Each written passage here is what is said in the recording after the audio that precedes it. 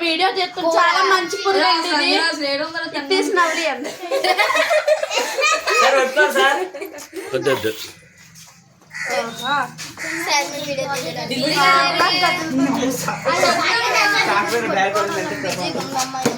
పాప మా పురుగు పారిపోతుంది కాదు సరే అది ఒక ఆకు లాంటి పురుగు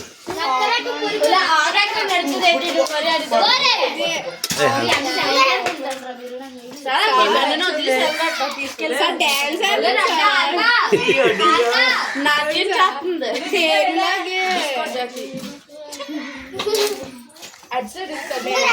నీ మీదకే